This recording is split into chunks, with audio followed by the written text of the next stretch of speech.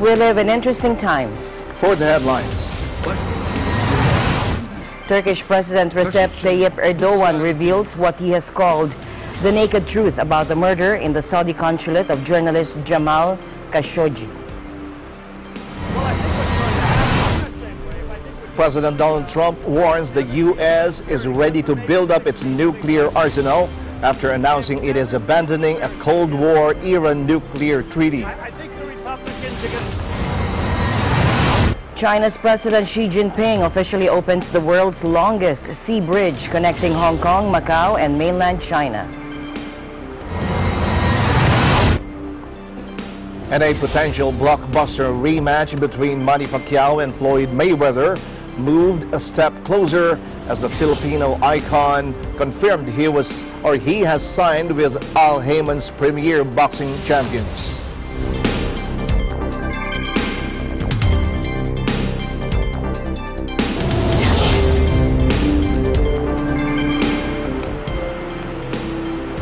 Amalma Angeles, wherever you're watching from around the world, thank you very much for joining us. We welcome our viewers here in the Philippines and around the world. Good evening, everyone. I'm Sam Cepeda. And now to the news.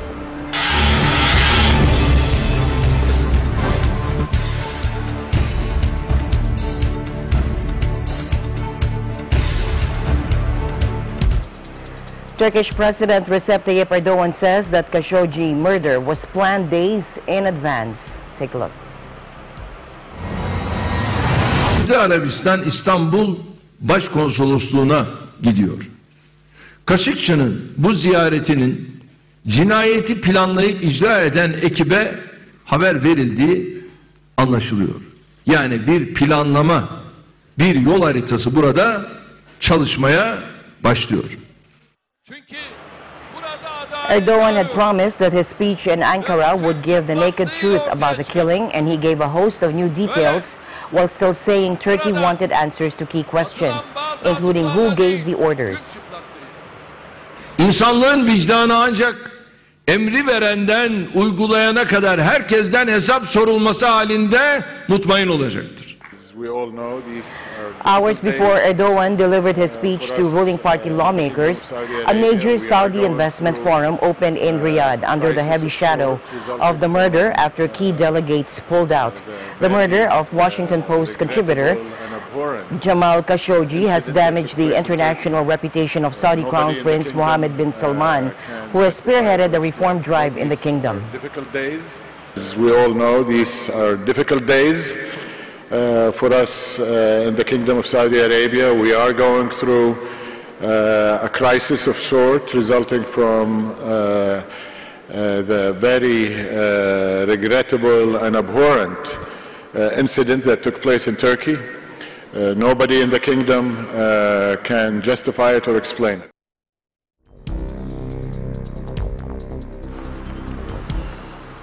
Malacanang on Tuesday said Solicitor General Jose Calida will elevate a Makati court's decision denying the Department of Justice's petition for an alias arrest warrant and travel ban against Senator Antonio Trillanes IV to the Court of Appeals. Presidential spokesperson and Chief Presidential Legal Counsel Salvador Panelo said Calida will file very soon a petition seeking the reversal of the decision before the CA. I've talked with Solgen, and he said he will not file a motion for reconsideration but go immediately to the Court of Appeals and appeal the ruling of the court with respect to the issuance or non-issuance of the warrant of arrest. There are procedural matters decided by the court which to my mind are erroneous. How it accepted evidence despite the fact that they were all secondary evidence.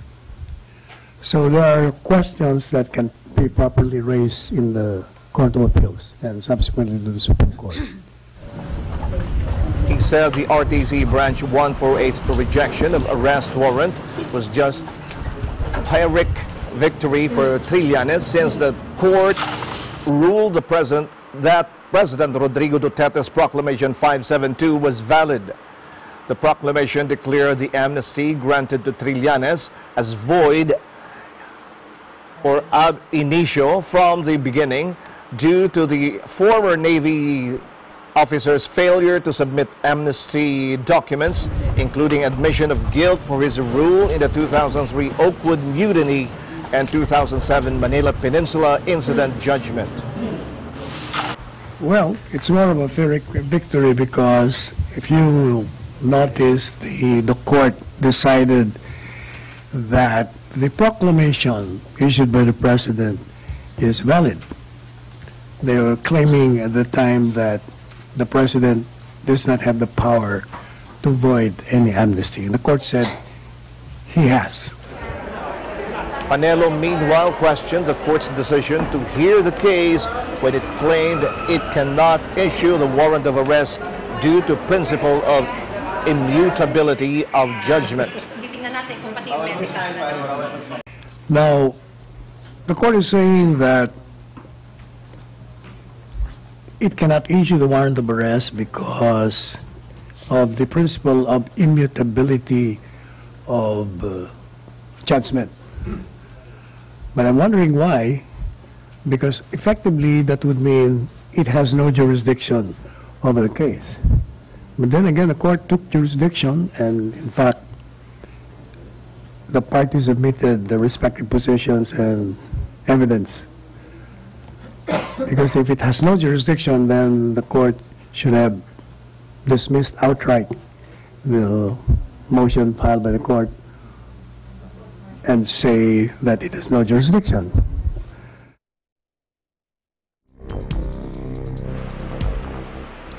A train that derailed and killed 18 people in Taiwan was speeding when it flipped off the tracks, a court said on Tuesday, with the driver suspected of professional negligence for switching off a speed control system. Take a look. Now, the crash on the popular East Coast line injured 187 people Sunday and left the Puyuma Express lying zigzagged across the tracks in the island's deadliest rail accident for a quarter century. The injured driver, identified by his family name Yu, was released on bail Tuesday after being interrogated by prosecutors and returned to hospital where he was being treated for injuries, including a fractured rib. A statement from Yilan District Court said he had admitted to turning off the automatic train protection or ATP system used to monitor speed due to problem with the train's power supply. As the train approached Shinma Station, the site of the crash, it was traveling at 140 kilometers per hour instead of the 80 kilometers per hour speed limit imposed due to a curve in the track. Now, Yu said he had turned off the system at an earlier station and had not switched it on again because he had been talking to a rail coordinator, describing the move as professional negligence. Passengers recalled how the train had been shaking intensely during the journey and was going too fast before it derailed.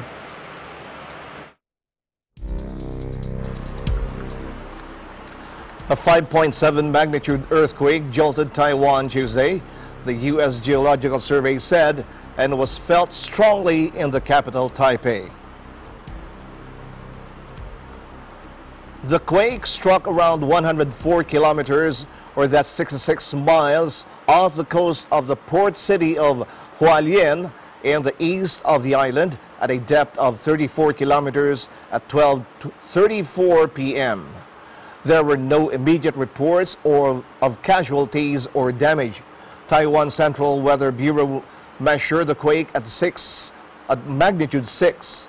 Local media said the quake had been felt over the island. Hualien was hit by a 6.4 magnitude earthquake in February this year, which killed 17 people. Taiwan lies near the junction of two tectonic plates and is regularly hit by earthquakes.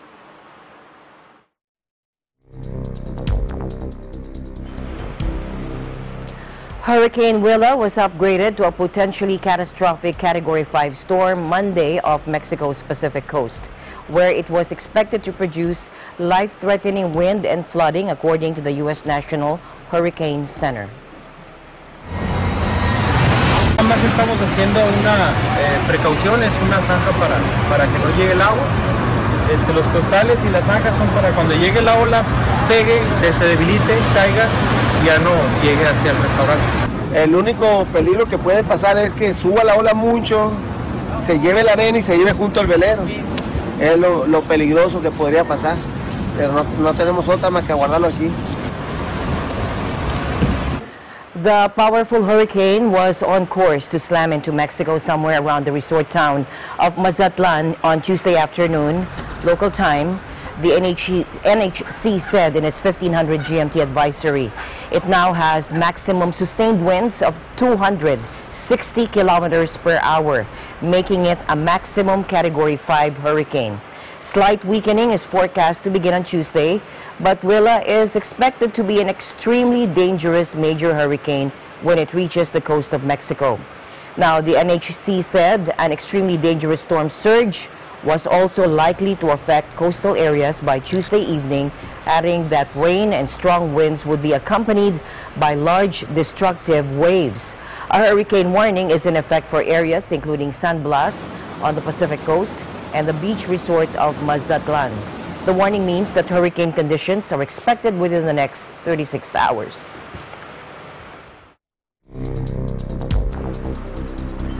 President Donald Trump says the United States will start cutting aid to 3 Central American countries as a caravan of thousands of mostly Honduran migrants rolls on regardless toward the U.S. border. It has been a grueling journey for a caravan of Central American migrants headed to the United States. Mexican authorities say the group is now heading to Tapachula. It's a city about 40 kilometers from the Mexico-Guatemala border. More than 1,000 people have requested asylum in Mexico in just the past 3 days. But huge crowds are determined to continue to trek north despite the fact that President Trump says they are not welcome. The United Nations said more than 7,000 people were now heading towards the United States as more migrants joined the original group, including some Central Americans who were already in Mexico. Trump has used the crisis, which comes 2 weeks before U.S. midterm elections, as a cudgel against Democrats reviving the immigrant-bashing rhetoric that helped get him elected in 2016. Do you know how the caravan started? Does everybody know what this means? I think the Democrats had something to do with it, and now they're saying, I think we made a big mistake, because people are seeing how bad it is, how pathetic it is, how bad our laws are. They made a big mistake. So as the caravan, and look, that is an assault on our country. That's an assault.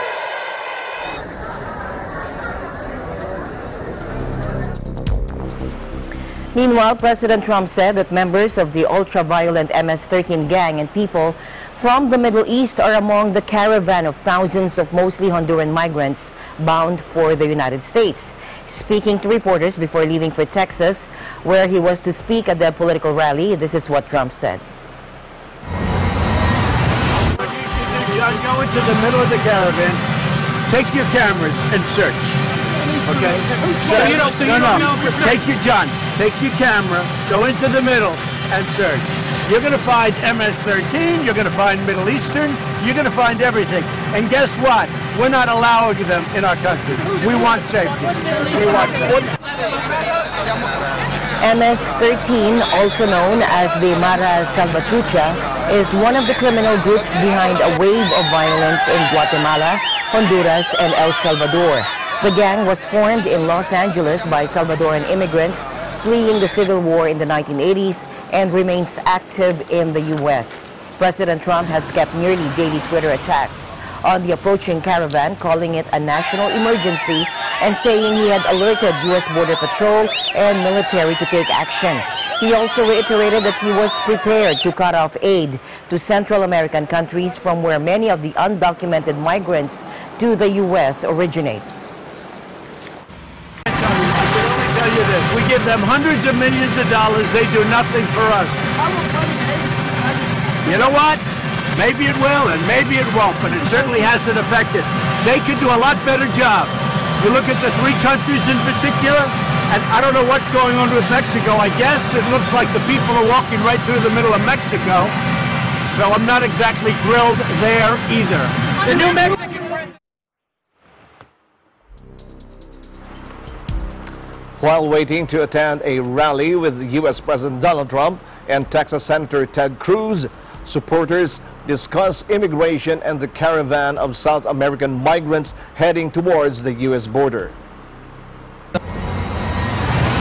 There's a situation where a lot of people are looking for help both on both sides of the border, and I think it's a situation where Texans are looking for their help that they haven't been able to get after so many years, and they see individuals that are in need of that help but are taking advantage to a certain point. That's one of my concerns about immigration. They need to really fix the laws of immigration.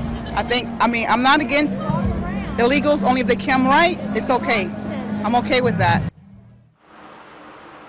Many of the migrants are fleeing poverty and insecurity in Honduras, where powerful street gangs rule their turf with brutal violence. With a homicide rate of 43 per 100,000 citizens, Honduras is one of the most violent countries in the world, according to a Honduran university study. U.S. aid to the region had already been on the decline. It went from $750 million in 2016 to $655 million last year and is on track to fall to $615 million this year, according to the Washington Office on Latin America.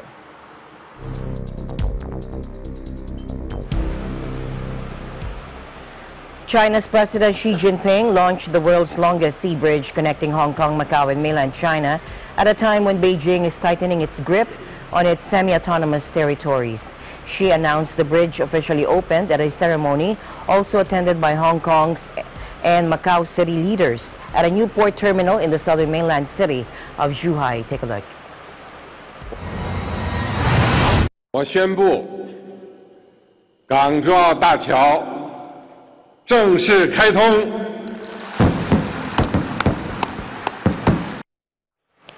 China's Vice Premier Han Zheng characterized the bridge as part of the development of the Greater Bay Area, a Beijing-driven project to create an economic hub linking 9 southern mainland cities to Hong Kong and Macau. The crossing connects 3 key coastal cities in southern China, Hong Kong, Macau, and Zhuhai. The bridge, designed to withstand earthquakes and typhoons, was built using 400,000 tons of steel, enough to build 60 Eiffel Towers. About 30 kilometers of its total length crosses the area of the Pearl River Delta.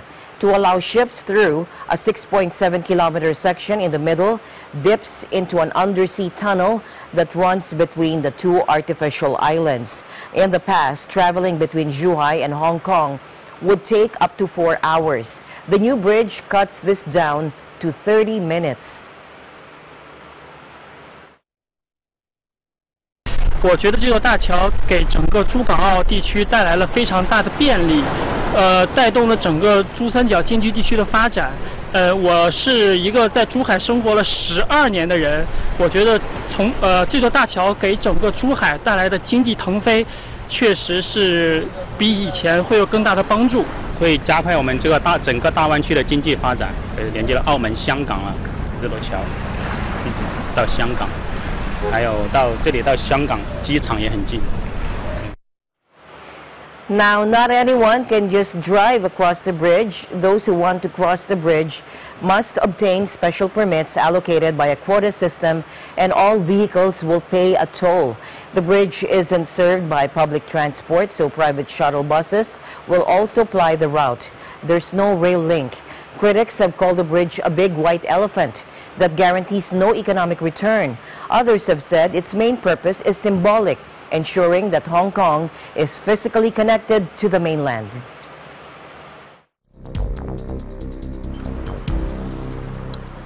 Former U.S. President Barack Obama urges people to vote in the midterms as the campaigns in Nevada for the Democrats. Obama called upon Democrats to, quote, restore some sanity to our politics. His appearance at the rally here in the Democratic stronghold of Clark County followed the beginning of early voting in the state. Right now, we've got a chance to restore some sanity to our politics. Right now, we can tip the balance of power back to you, the American people. Because ultimately, there's only one real check on abuses of power. There's only one real check on bad policy, and that is you and your vote. You. People start heading to the polls from Florida to Texas, Miami, as early voting for the U.S. midterms gets underway.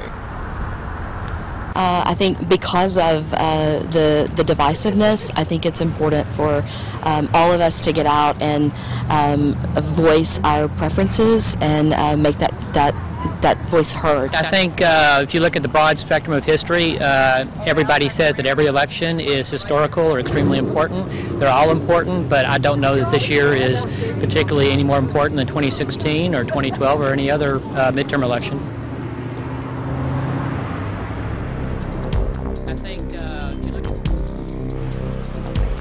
President Donald Trump on Monday stumped for his former rival Ted Cruz, a pair that had long exchanged barbs, but now share a Texas rally stage just 2 weeks before the congressional midterms. The political equation is simple. President Trump needs Cruz to maintain Republican control of the U.S. Senate, while Cruz is all too aware that a presidential seal of approval could help him in his face-off with rising Democrat star Beto O'Rourke. During the 2016 campaign, President Trump infamously insulted the looks of Cruz's wife Heidi, vaguely suggested Cruz's father had played a role in John F. Kennedy's assassination, and tagged him with the nickname Lion Ted. The 47-year-old junior senator from Texas fired off insults of his own, calling Trump a pathological liar and utterly immoral. But sporting black cowboy boots, Cruz welcomed the president to the Lone Star State on the tarmac as he descended from Air Force One. President Trump focused particularly on immigration, a tender point in the border state of Texas. That is an assault on our country. That's an assault. And in that caravan, you have some very bad people. You have some very bad people. And we can't let that happen to our country. At stake in this election is whether we continue the extraordinary prosperity that we've all achieved, or whether we let the radical Democrat mob take a giant wrecking ball and destroy our country and our economy. You know, they have a word.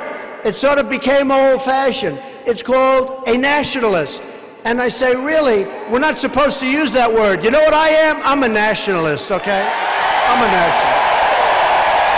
But Beto not only opposes a wall, but he says we have too many border walls and fences already. We need to tear down the border walls we already have. It sort of became old-fashioned. It's called a nationalist. President Donald Trump said the United States is ready to build up its nuclear arsenal after announcing it is abandoning a Cold War-era nuclear treaty, as Russia warned the withdrawal could cripple global security. Trump sparked concern globally at the weekend by saying he wanted to jettison the 3-decade-old Intermediate Range Nuclear Forces Treaty, or INF, signed former U.S. President Ronald Reagan and Mikhail Gorbachev, the last Soviet leader. In explaining his decision, Trump told reporters in Washington that Russia had not adhered to the spirit of that agreement or to the agreement itself. Russia has not adhered to the agreement. This should have been done years ago. Until people come to their senses, we have more money than anybody else by far. We'll build it up until they come to their senses. When they do, then we'll all be smart and we'll all stop. And by the way, not only stop, we'll reduce, which I would love to do. But right now, they have not adhered to the agreement. It's a threat to whoever you want, and it includes China, and it includes Russia, and it includes anybody else that wants to play that game. You can't do that. You can't play that game on me. Included in the agreement. They should be included in the agreement. Until they get... In other news, going now to Brazil, barring any last-minute upset, Brazil appears poised to elect Jair Bolsonaro, a populist far-right veteran politician, as its next president in a week's time. His lead seems insurmountable over his leftist rival Fernando Haddad ahead of the October 28 runoff, with most voters swayed by his anti-corruption promises, while a minority fears his authoritarian bent and intolerant views. In the first round 2 weeks ago, Bolsonaro handily beat a dozen other candidates, garnering 46% of the vote. Polls since then suggest his support has climbed to 59% against 41% for Haddad. Much of his appeal lies in his image as a clean political outsider who wants to crack down on rampant crime and stamp out graft in Latin America's biggest, most populous nation.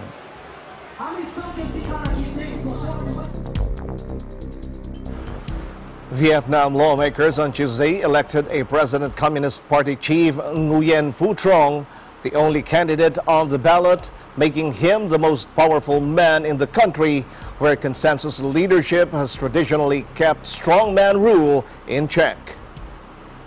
Trong was ushered into his new role as head of state with 99.8% of the vote from Vietnam's rubber stamp parliament members, a month after the former president died from a prolonged illness.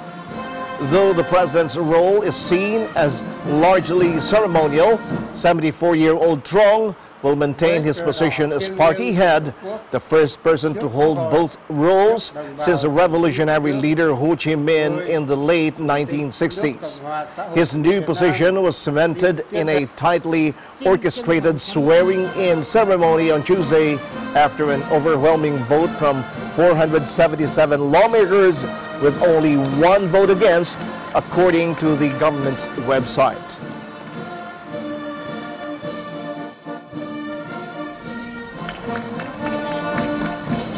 More news will be coming your way when Eagle News International returns. Stay tuned.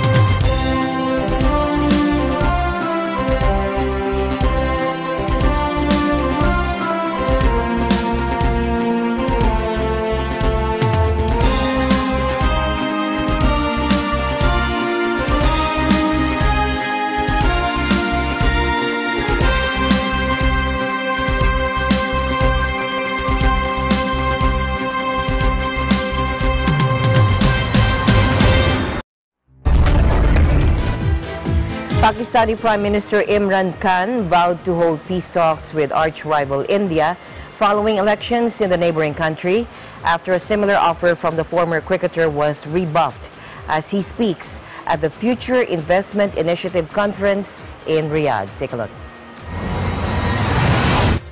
Now, when I won the elections and came to power, the first thing I tried to do was to extend a hand of peace to India. Unfortunately, and I think it's because of the Indian election coming up, and because, sadly, anti-Pakistan rhetoric brings in votes, I'm afraid we got no response from India. In fact, got rebuffed by India. Now, what we are hoping is that we'll wait till the elections, then again we will resume our peace talks with India. In September, India pulled the plug on a rare meeting between its foreign minister and her Pakistani counterpart on the sidelines of a UN summit, a move that was termed arrogant by Khan and unleashed a barrage of insults from both sides. India has long accused Pakistan of backing militants in Kashmir, a Himalayan territory divided between the two countries, but claimed in full by both since independence in 1947. During his address at the Fiji, Khan confirmed Khan confirmed that Pakistan was also in talks with the International Monetary Fund, or IMF, over a new bailout. Since taking power in August, Khan has also sought loans from allies such as China and Saudi Arabia, promised to recover funds stolen by corrupt officials, and embarked on a series of high-profile populist austerity measures. But help has been in short supply, and economists' warnings have grown increasingly urgent. And I think it's because of the Indian election coming up. 35 Nobel and top mathematics prize winners have warned British Prime Minister Theresa May and European Commission Chief Jean-Claude Juncker that scientific research will suffer a serious setback without a good Brexit deal. Their statement coincides with the publication of a staff survey of Europe's biggest biomedical research center located in London, showing immense concern about Brexit's impact on research in both the UK and the EU. The 29 Nobel Prize winners in science and 6 recipients of the Fields Medal, one of the most prestigious awards in maths, said open European borders had helped the continent make up ground lost to US researchers in the wake of World War II. Creating new barriers to such ease of collaboration will inhibit progress to the detriment of us all, they said in a letter released to the media late Monday.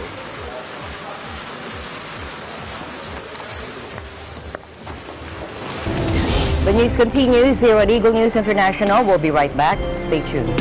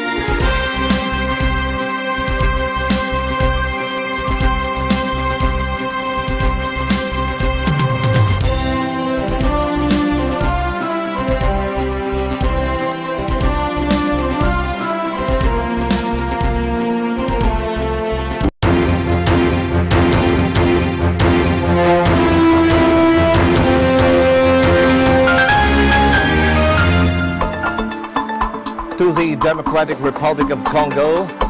Now, the UN Secretary General Antonio Guterres said on Monday that he is outraged by the continued killing and abduction of civilians by armed groups near Beni in North Kivu, a region that has been grappling with an Ebola outbreak since August. The Secretary General is outraged by the continued killing and abduction of civilians by armed groups in the Beni area of North Kivu province in the Democratic Republic of the Congo. He condemned Saturday's killing of at least 11 civilians, including one boy, as well as the injury and abduction of several more during an attack on the town of Meongose on the outskirts of Beni. The Secretary General is also deeply troubled by reports that on Friday, the 19th of October, 2 Congolese health workers helping to combat the Ebola outbreak in North Kivu were killed in Butembo when armed militia attacked the Congolese army unit to which they were attached. The Secretary General calls on all armed groups to immediately cease attacks against civilians and ensure humanitarian access to populations in need.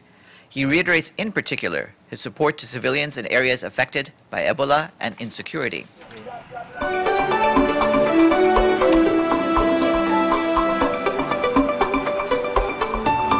This is the 10th Ebola epidemic to hit the DRC in 40 years, and in just 2.5 months, more than 250 cases have been reported, causing over 140 deaths.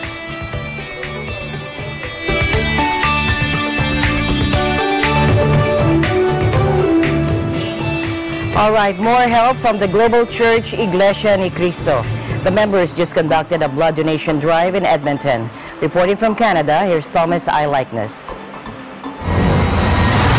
Members of the Edmonton local of the Church of Christ rolled up their sleeves and went to work saving lives as they took part in a blood donor clinic in the Alberta capital. For several months now, various congregations of the church have partnered with Canadian Blood Services to help rebuild blood stocks. Not only is blood needed to treat traumatic injuries, but is also required in surgeries, and some illnesses are treated with various blood components. All of this creates a big demand for blood, and this is where Church of Christ members step up to help out. For member Nicholas Schaus, this was his first trip to the blood donor clinic. Now's the time to look away if you don't want to see the needle.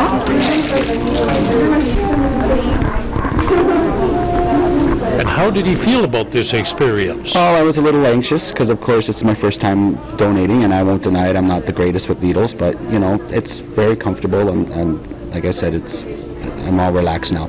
Again, when they put the needle in me, though, I had to turn away. Schaus was particularly struck by the fact that the unit of blood that he donated could save up to 3 lives. This is important to do. I mean, I've always kind of believed in it, but I never really had a reason to do it. But you know, I think everybody should do it because it's, you know, you can help not save just one, but as I was told, up to 3 lives, and it's a duty and an honor to do this. Brother Emin Espanol, a Church of Christ minister, says it's the duty of all church members to help others. This is our spirit as members of the Church of Christ, to help the other people and to donate blood. This is the sign of life for other people. Another minister, Brother Erwin McTallis, says it's a great feeling to know that taking a bit of time to give blood can save a life. Even though we do not know them, but being members of the Church of Christ, that is our trait, that is our characteristics. Members have been encouraged to continue on as donors. Activities such as today's blood donation are part of the Church of Christ's community activities, serving both members and non-members alike. In Edmonton, Thomas I. Likeness, Eagle News. I'm 1 with 25. We'll be back with more news right after this break. Stay tuned.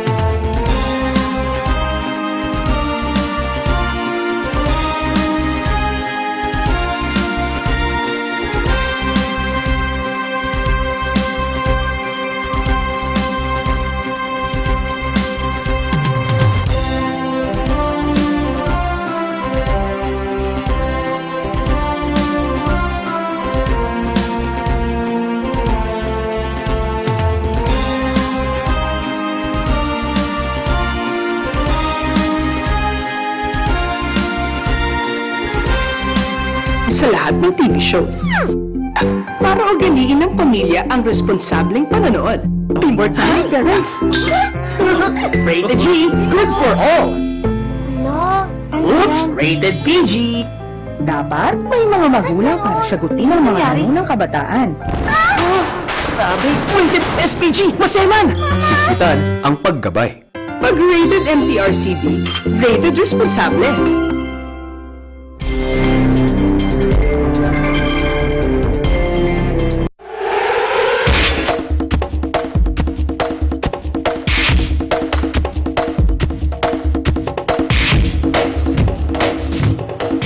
A potential blockbuster rematch between Manny Pacquiao and Floyd Mayweather moved a step closer as the Filipino icon confirmed he has signed with Al Haymon's Premier Boxing Champions, or BPC, or PBC rather.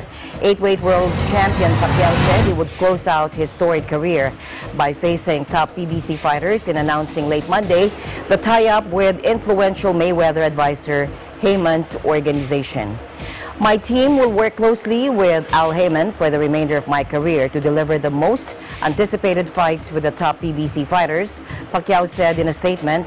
Those are the fights the fans want to see and the ones I want to have to close out my career. Pacquiao said last week that he was 90% sure about with former 4th Division world champion Adrian Broner would happen in January, possibly in Las Vegas. The deal could pave the way for a Pacquiao-Mayweather rematch of the 2015 mega fight, which generated a record 4.6 million pay-per-view buys, earning $600 million and ended with the American winning on points. Unbeaten Mayweather, who hasn't fought since knocking out mixed martial artist Conor McGregor last year, said in September he would come out of retirement to face Pacquiao later this year.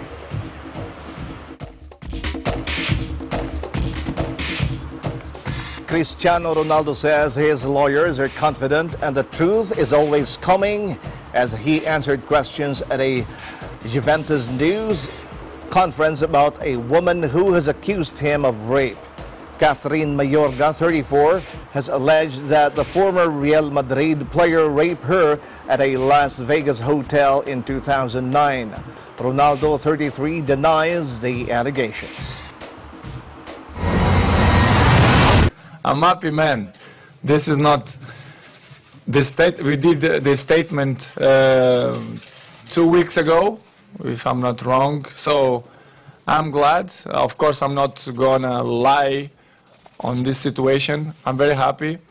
My lawyers, they are confident, and of course I am too. So the most important that I enjoy the football, I enjoy my life. The rest, I have people who take care of my life, and of course the true always coming in the first position. So I'm good.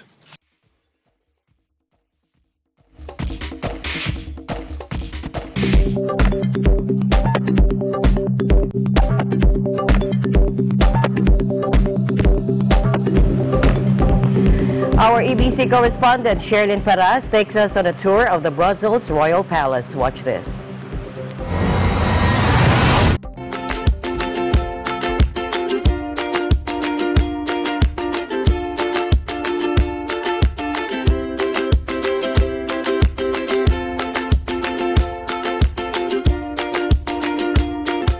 Bonjour à tous, je suis Sherlyn Paras de Bruxelles, Belgique. Je me trouve actuellement devant l'un des bâtiments les plus célèbres de la capitale belge, le Palais Royal de Bruxelles. Disons que cet endroit est le lieu de travail principal du roi, où il exerce son autorité en tant que chef de l'État.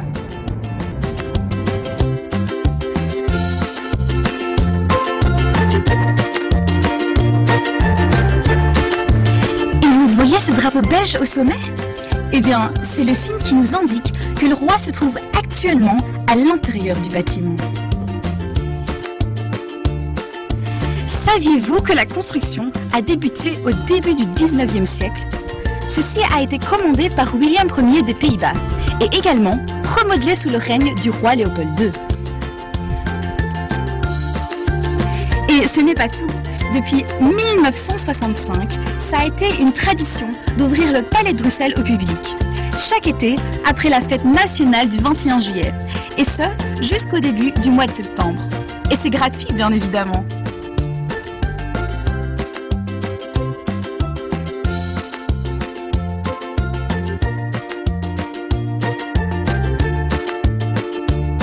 Et donc, si vous êtes intéressé, vous êtes invité à venir visiter l'intérieur et à avoir accès à certaines pièces du palais. Explorez et laissez-vous submerger par la beauté de l'architecture et des différentes salles du bâtiment.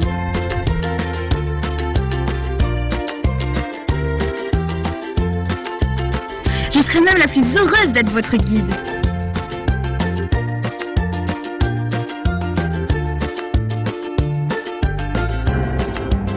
Ici, au Palais Royal de Bruxelles, Belgique, je suis Charlie Taras pour Eagle News. I am one with 25.